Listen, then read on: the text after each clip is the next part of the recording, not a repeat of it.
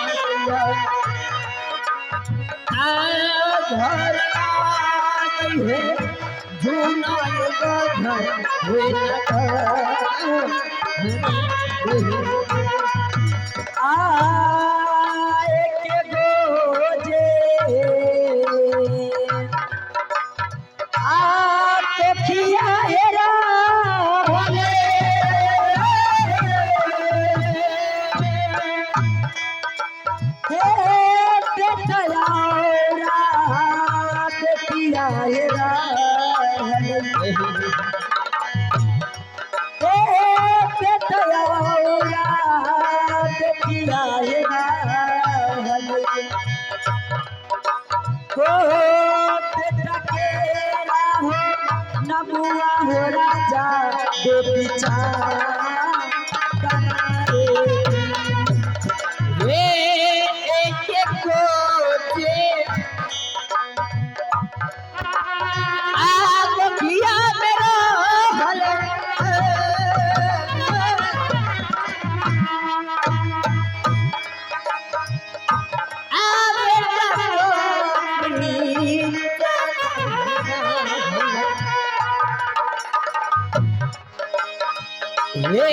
उनके नाम बेटी के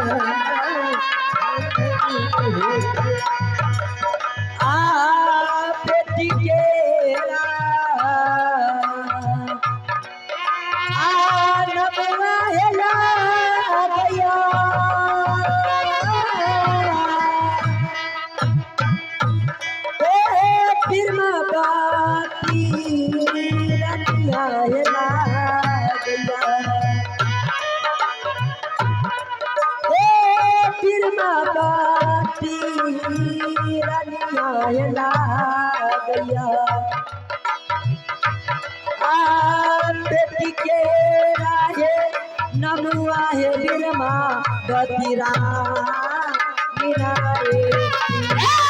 बेटी के नमुआ है बीरमावती रानी हेरा गैया बीरमावती रानी हेरा गैया बेटी के रहे नमाय बीरमावती रानी। तो बाबूजी मेरी ससुराल झोनापुर शहर है। मैं अपने पति देव के नाम कैसे बताऊं? और मेरी कोख से 2 संतान जन्म लिए।